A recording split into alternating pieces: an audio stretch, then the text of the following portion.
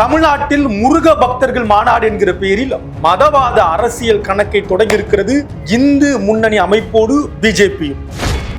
முருகர் பக்தர் மாநாட்டில் கலந்து கொண்ட ஆந்திர துணை முதல்வர் பின்னணி என்ன? முருக பக்தர்கள் மாநாட்டிற்கு வந்த அனைவரும் பிஜேபிக்கு வாக்களிப்பார்களா என்பதுதான் மிகப்பெரிய கேள்விக்குறி.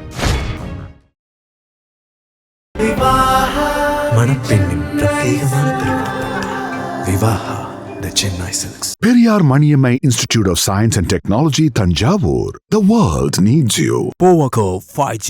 Best design. Best AI. Think Techno. Think Purvika. அறுவை சிகிச்சையில் கத்தி என்பது வரலாறு, ரோபோட்டிக் சர்ஜரி என்பது இன்றைய கூறு. தங்கம் புற்றுநோய் சிகிச்சை மையம் நாமக்கல் மற்றும் கான்பூர். முருக பக்தர்கள் மாநாடு மிகப்பெரிய அளவுல தமிழ்நாட்டுல மதுரையில நேற்று நடந்து முடிந்திருக்கிறது. கிட்டத்தட்ட இந்த முருக பக்தர்கள் மாநாட்டில் பெருமளவுல ஒரு கூட்டம் வந்திருக்காங்க அப்படின்றது மறுப்பதற்கு கிடையாது. மிகப்பெரிய அளவு கூட்டம் வந்திருக்கு. இந்த கூட்டம் வருவதற்கான எல்லா ஏற்பாடும் பிஜேபியின் தலைமையிலும் ஆர்எஸ்எஸ் உடைய தலைமையிலும் இந்து முன்னணி நடத்தக்கூடிய இந்த மாநாட்டிற்கு அவங்க உதவி பண்ணியிருக்காங்க. கிட்டத்தட்ட கூட்டமாக மக்களை கொண்டு வருவதற்கு தேவையான எல்லா ஏற்பாடுகளையும் செய்து அந்த கூட்டத்தை காட்டியதாக தான் பெரும்பாலும் இப்போ நம்ம அதை பார்க்கப்படுது. ஒரு கேள்வி வருது, ஆனா நம்ம தொடர்ந்து பேசலாம். ஆமா, இதை தாண்டி அதில் சில முக்கியமானவர்கள் எல்லாம் அந்த மேடையில பேசின பேச்சு தான் இன்னைக்கு பேசு பொருளாக மாறி இருக்கு மக்களுடைய மத்தியில். அதில் குறிப்பா முன்னாள் தலைவர் திரு அண்ணாமலை அவர்களுடைய பேச்சும், அதை தொடர்ந்து பவன் கல்யாண் அவர்களுடைய இந்த பேச்சும் துணை முதல்வர் பேசும் பொருளாக மாறி இருக்கு. அதை நம்ம இன்றைக்கு மக்களுடைய கருத்தை தான் இந்த கிங் வலைக்காட்சியின் வாயிலாக நம்ம பதிவு பண்ண இருக்கும். நான் தமிழ்மாறன், நான் உங்க டேவிட் சுரேஷ். எனக்கு முதல்ல ஒரு கேள்வி வருது. என்னன்னா, இப்போ இந்து முன்னணி முருகர் மாநாடு நடத்துறாங்க அப்படின்னா அது தப்புன்னு சொல்ல முடியாது. ஓகே, ஆமா, இந்து முன்னணி, இந்து கடவுள் முருகர் அப்படின்னு சொல்றாங்க. ஒரு கட்சி பாரதிய ஜனதா என்பது ஒரு கட்சின்னு சொல்றாங்க. ஓகேங்களா, நம்ம சொல்ல அந்த கட்சி முருகர் மாநாடு, அதாவது ஒரு மதத்தை பின்பற்றி ஒரு மாநாடு நடத்தலாமான்னு ஒரு டவுட் எனக்கு வருது. அடிப்படையில இவர்களுடைய ஐடியாலஜிக்கல் அப்படின்றது என்னவா இருக்கு, என்னவா அவங்க யோசிக்கிறாங்க அப்படின்னா, யாரு இந்த பிஜேபியுடைய அவங்க சொல்லக்கூடிய இந்த சங்கி அமைப்புகள், அவங்களே சங்கின்றது பெருமைதான், நாங்க சங்கி சொங்கி இல்லை அப்படின்ற வார்த்தையெல்லாம் பயன்படுத்துறாங்க. அவங்களே பயன்படுத்துறாங்க. நம்ம அதுல நம்ம மறுப்பதற்கு ஒன்றும் கிடையாது. அது நேற்று எல்லாம் அதையும் சமூக வலைத்தளங்களை எழுத ஆரம்பிச்சிட்டாங்க, சங்கீஸ் அப்படின்றத அப்ப இவங்க என்ன யோசிக்கிறாங்கன்னா, ஒரு தலைவரை முன்னிறுத்தி நம்ம அரசியலை ஒரு மாநிலத்துல வழிநடத்துறதுன்னு ஒரு யுக்தி இருக்கு, அல்லது ஒரு கொள்கையை முன்னிறுத்தி வழி நடத்துவாங்க. ஆனா இவர்களுடைய பார்வையில ஒரு மாநிலத்துல இவங்க ஒரு மதத்தை, ஒரு கடவுளை ஆயுதமாக எடுத்து அதன் மூலமாக ஒரு அரசியலை கட்டமைக்கிற வேலையை தான் கடந்த காலங்கள்ல இவங்க பண்ணியிருக்காங்க.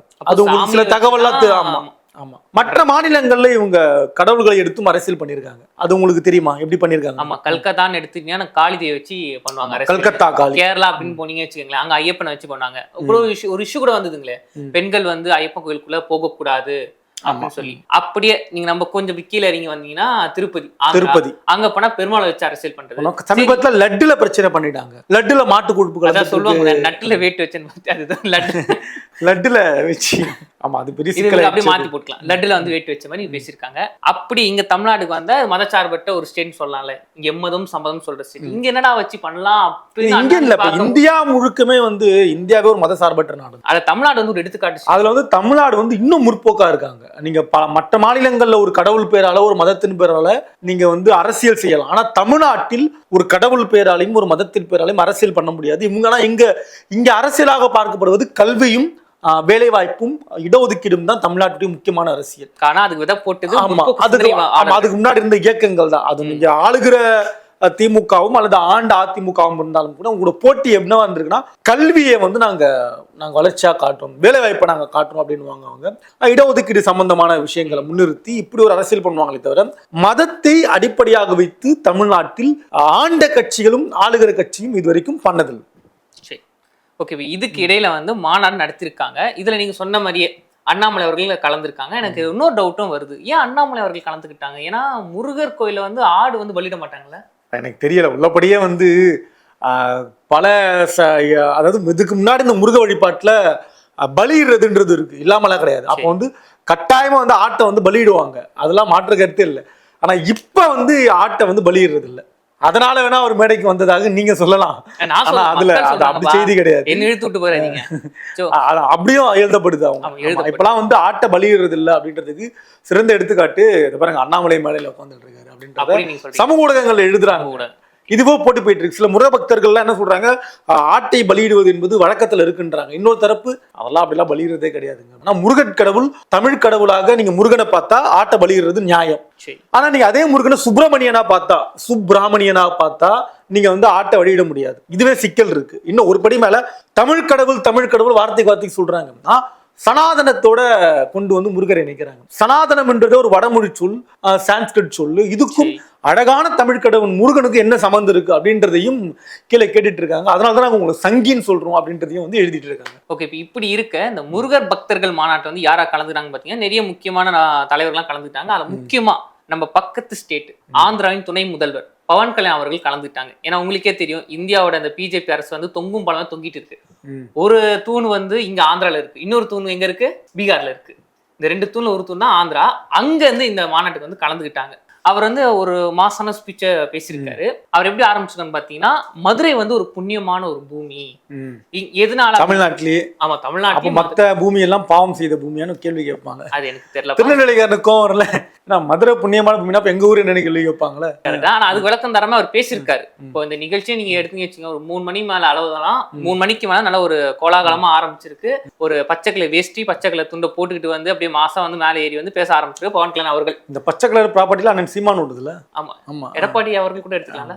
அது பெரியப்பா அதான் அந்த வகையரா அந்த குடும்பத்துடைய சொத்து பச்சை கலர்ன்றதும் அண்ணன் சீமானுக்கும் எடப்பாடி அவர்களுக்கும் சொத்து. அது ஆமா, என்ன சொல்லியிருக்கான்னு பாத்தீங்கன்னா, அதை ஃபர்ஸ்ட் சொன்ன மதுரை வந்து புண்ணிய பூமி. எதனால பாத்தீங்கன்னா முருகரோட அறுபடை வீடு. திருப்பி மதுரை புண்ணிய பூமின்னு சொல்லி மத்த மாவட்டங்களோட மனதை புண்படுத்த நான் சொல்லப்பா, அவர் சொன்னது.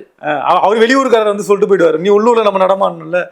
அடுத்து அறுபடை வீடுகள் வந்து இங்க இருக்கு. எப்படின்னா ஃபர்ஸ்ட் வீடு இருக்கு பாத்தீங்கன்னா, முருகோட ஃபர்ஸ்ட் வீடும் மதுரை தான் இருக்கு, லாஸ்ட் வீடும் இங்கதான் இருக்கு. அதனால இந்த ஒரு பூமி நான் அப்படி சொல்றேன், என்னது புண்ணிய பூமி அப்படின்னு அவர் சொல்றாரு. இன்னொரு விஷயம் என்னன்னா, இங்க முருகனோட அம்மா மம்மி வந்து பார்வதி வந்து இங்க மீனாட்சியா இருக்காங்க. அவங்களே இங்கதான் இருக்கிறாங்க. அவங்களோட கணவன் சிவனும் இங்கதான் இருக்காங்க. இப்படிப்பட்ட பல கடவுள்களே வந்து இங்க இருக்கனாலதான் இந்த பூமி நான் இப்படி சொன்னேன். இன்னும் சொல்ல போனா நம்ம முத்துராமலிங்க தேவர் இருக்காரு பாத்தீங்களா, அவர் பிறந்த ஊர் எது, மதுரை. அவரே வந்து முருகனோட இன்னொரு அடையாளமா பார்க்கப்படுது. இப்படிப்பட்ட ஒரு பல புண்ணியவாதிகள், பல கடவுள்கள் இங்க அவதரிச்சதுனாலதான் இந்த வார்த்தை நான் சொல்றேன்னு அவர் சொன்னாரு. அடுத்த கட்டமா அவர் என்ன சொல்லியிருக்காருன்னு பாத்தீங்கன்னா, நீ என்ன வேணாலும் சொல்லிட்டு கிளம்பி போயிடுவேன் திருப்பி ஊருக்கு, எனக்கு என்ன கவலை. இன்னும் என்ன சொல்லியிருக்காருன்னா, மதுரை வந்து ஒரு சுமாரா ஒரு 60 வருஷமா வந்து இருள்ல இருந்துச்சு. இந்த கலப்பிற காலங்கள் சொல்லுவாங்களா, அந்த மாதிரி 60 வருஷமா இருள்ல இருந்துச்சு. மீனாட்சி அம்மன் கோயில் இருள்ல இருந்துச்சு. இந்த 14ஆம் நூற்றாண்டு இறுதிலாம் வந்து விஜயநகர பேரரசு வந்து அந்த இருளை வந்து போக்குனாங்க அப்படின்னு கொஞ்சம் வரலாறு ரீதியாகவும் பேசியிருக்காரு. இப்பெல்லாம் பேசி முடிச்சுட்டு போக இன்னொன்னு சொல்லியிருக்காரு. என்னன்னா, என்ன வந்து சில பேர் கேள்வி கேட்டாங்க.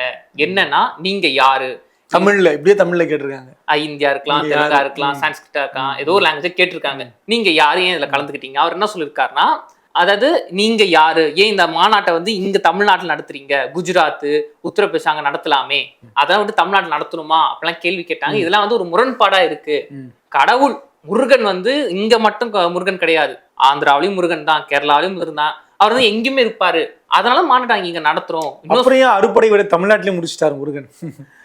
முருகன் இந்தியா முழுவதும் கொண்டாடப்படுற கடவுளா இருந்தா முருகனுக்கு வந்து ஆந்திரால ஒரு மலை இருக்கணும், கேரளால ஒரு மலை இருக்கணும், குஜராத்ல ஒரு மலை இருக்கணும், மகாராஷ்டிரால ஒரு மலை இருக்கணும். அங்கெல்லாம் மலை கிடையாதுல்ல, எல்லா மலையும் தமிழ்நாட்டுக்குள்ளேயே முடிச்சிருக்காங்க. இந்த கேள்வியெல்லாம் இருக்குல்ல. இன்னைக்கு தெரிஞ்ச ஒண்ணு வந்து அங்க மலைகள் இல்லாம இருந்திருக்கலாம், எல்லா இடத்துலயும் வந்து முருகர் இருக்காரு, அதெல்லாம் இங்க நடத்தி இருக்கோம். நானே வந்து இங்க மயிலாப்பூர் தான் ஸ்கூல் படிச்சேன். ஸ்கூல் படிப்பே டவுட், மயிலாப்பூர் ஸ்கூல் டவுட்லாம் வருது பாத்தீங்களா. மயிலாப்பூர்ல நீ ஸ்கூல்ல படிச்சிருக்கனாலே ஒரு டவுட் வரும் நமக்கு. ஸ்கூல் படிக்கும்போது பட்டை அடிச்சு தான் போவோம். எல்லாரும் கேள்வி கேட்பாங்க, ஏன் இப்படி பட்டை அடிச்சுட்டு வர அப்படின்னு. இந்த மாதிரி பல ஒரு சங்கட்டமான விஷயம் எதிர்கொண்டிருக்கேன். இப்போ படிக்க வாடானா பட்டை அடிச்சுட்டு வர கோயிலுக்கு அப்படின்னு கேட்டிருக்காரு ஆசிரியர், ஒரு முற்போக்கான ஆசிரியர் இருந்திருக்கலாம். அவர் திடீர்ல கூட படிச்சிருந்திருக்கலாம். சொல்றேன், இப்ப நான் பல அவதூறுகளை சந்திச்சிருக்கேன். இப்ப எல்லாம் இருக்க என்னோட நம்பிக்கைய நான் வச்சுக்கிறேன், உங்க நம்பிக்கை நீங்க வச்சுக்கோங்க, திணிக்காதீங்க. இப்போ ஒரு இஸ்லாமிய நண்பர் வந்து இஸ்லாமில வந்து ஒரு உறுதியான நம்பிக்கையா இருந்தா அவரை வந்து நம்ம எதுவும் சொல்றது இல்ல. கிறிஸ்துவத்துல இருந்து உறுதியா இருந்தா நம்ம எதுவும் சொல்றது இல்ல. ஆனா இந்துக்கள் வந்து உறுதியா இருந்தா மட்டும் மதவாதி அவர் வருத்தப்பட்டிருக்காரு. அதனால நம்ம வந்து இந்துக்கள் எடுத்துட்டாலே வந்து ரொம்ப சாந்தமானவங்க, அமைதியானவங்க, கலாச்சாரத்தை பின்பற்றுறவங்க. ஆனா அதுக்காக முருகரை பத்தியோ கலாச்சாரத்தை பத்தியோ வந்து நான் சொன்னா நம்ம வந்து சும்மா இருக்கக்கூடாது. முருகன் தான் வந்து நம்ம பாதுகாக்கிறவர்.